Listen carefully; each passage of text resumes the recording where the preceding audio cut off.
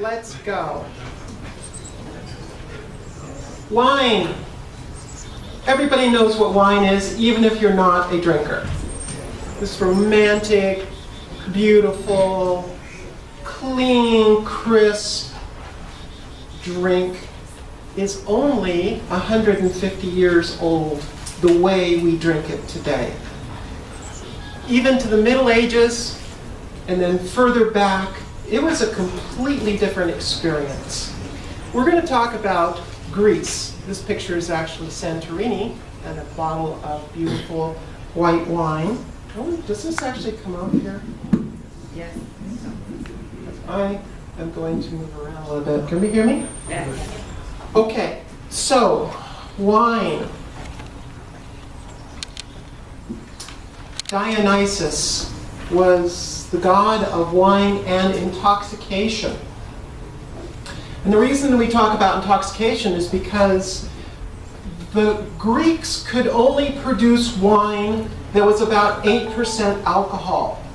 So all of these talks and legends and historical writings about the frenzied, alcoholic rituals and frenzied dances of people getting drunk wasn't alcohol, because the Greeks said that they needed to cut their wine 6 or 10 to 1 with water.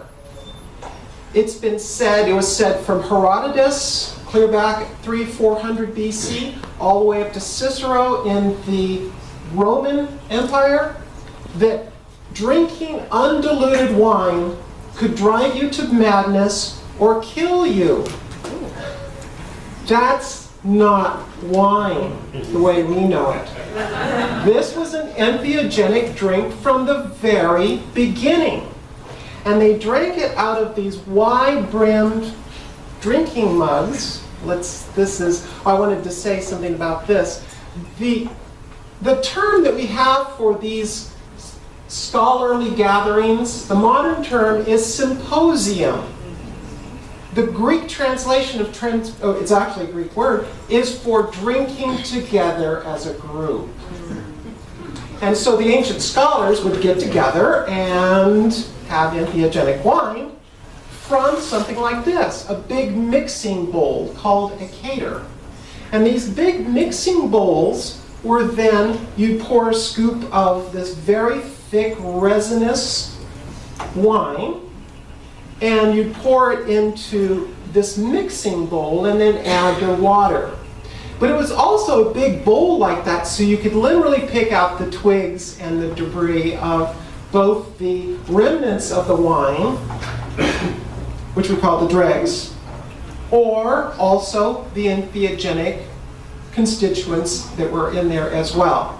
So you have to think of this as being an herbal drink, that the alcohol content in there only served the purpose of delivering those alkaloids into you, because all alkaloids are alcohol soluble.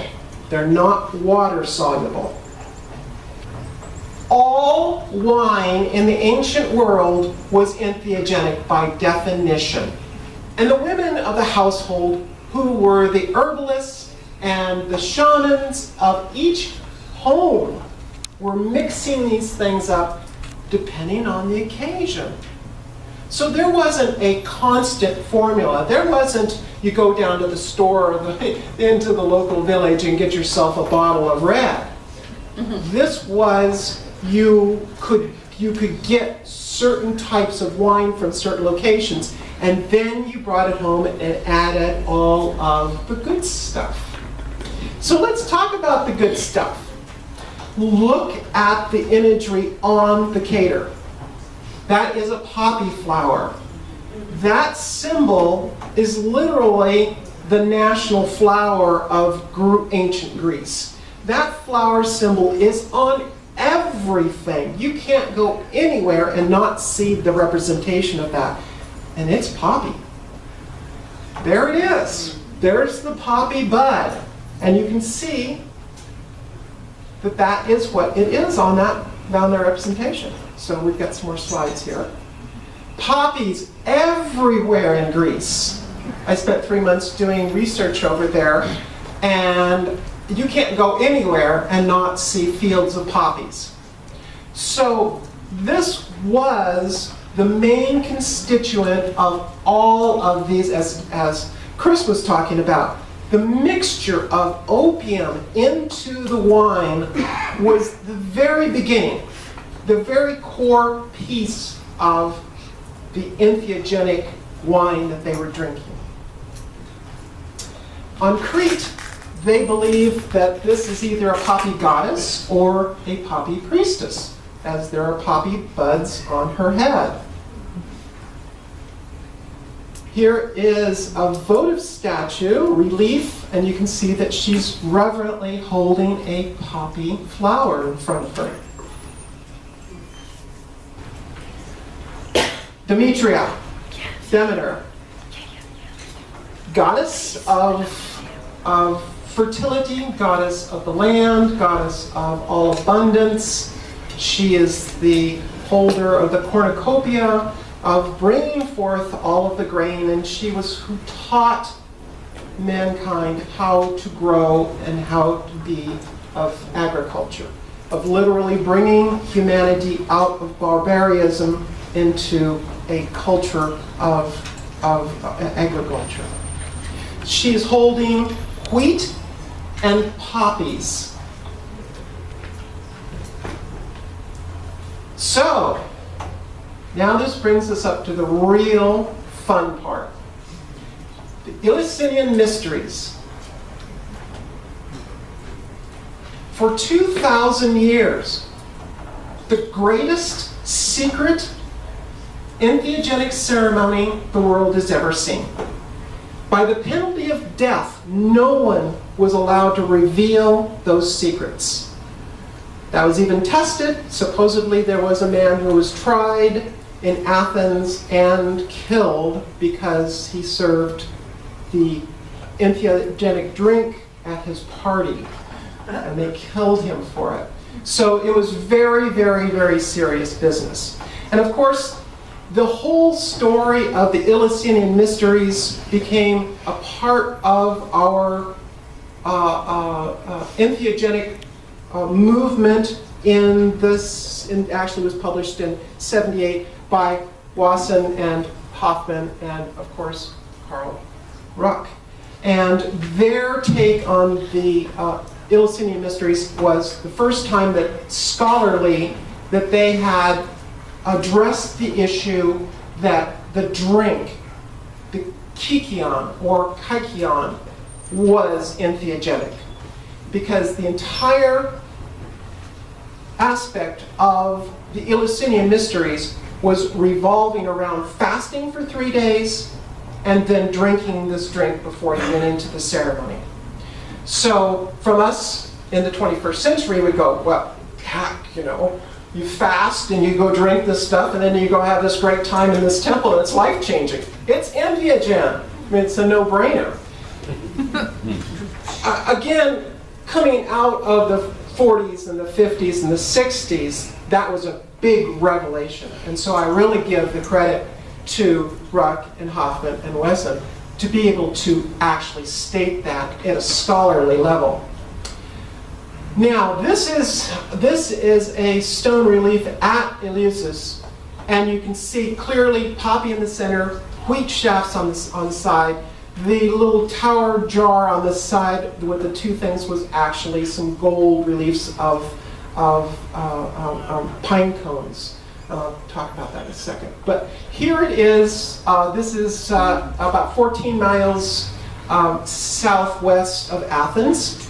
And there's a cave, and it was built around this cave because the mythology of this temple and religious community was that the daughter of Demeter, Persephone, had been abducted by Hades and taken into that cave into the underworld.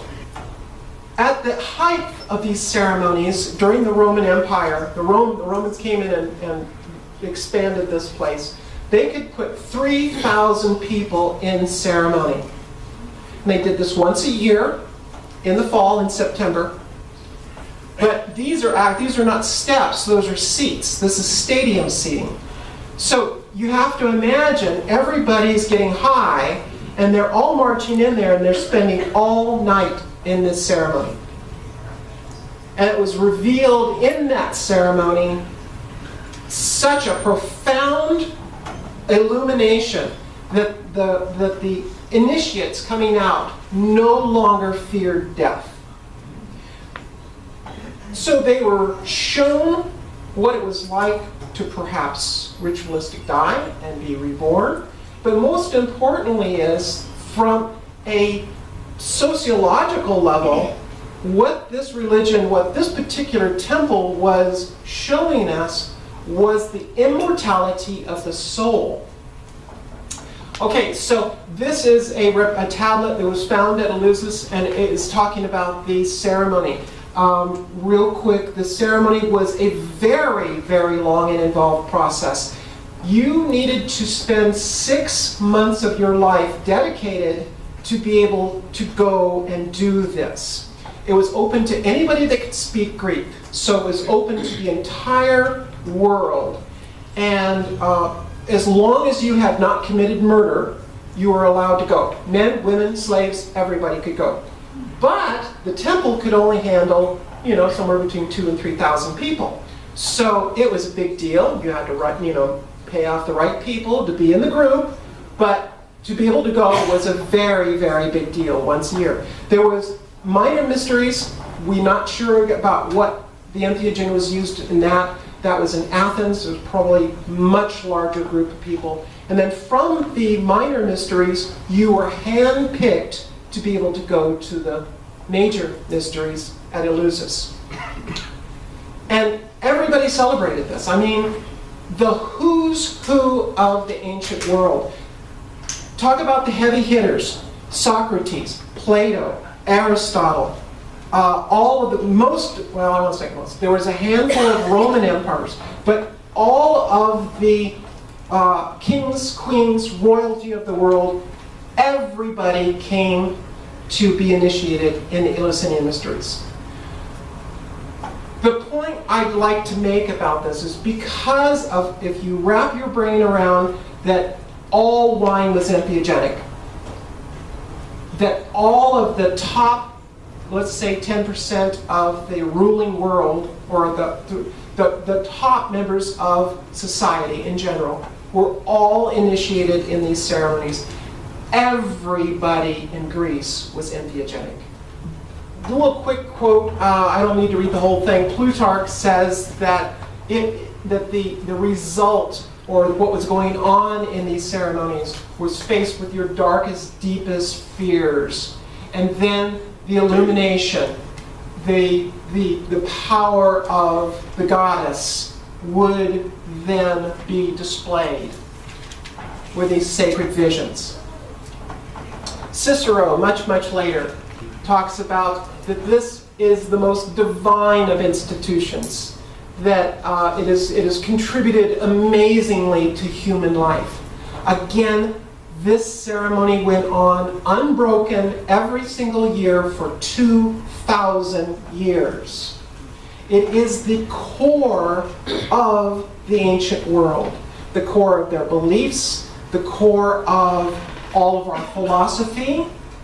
In fact, it's impossible to separate the Enlightenment that we all believe that Aristotle and Socrates and Plato brought to us, the very foundations of our Western world, which we hold up on a pedestal and then say, oh no, it wasn't entheogenic, we are going to declare war on drugs. Final. Every single temple in Greece is topped with an image like this.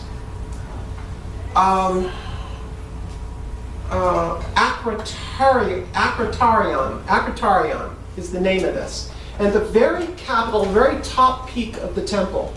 This particular one was the temple of the Acropolis, Athena. So this is on the top of the greatest temple in Greece. And And it is clearly this swirling up type of imagery, and I personally believe this is this entheogenic symbol of this relationship of us and the gods. And that is my speech.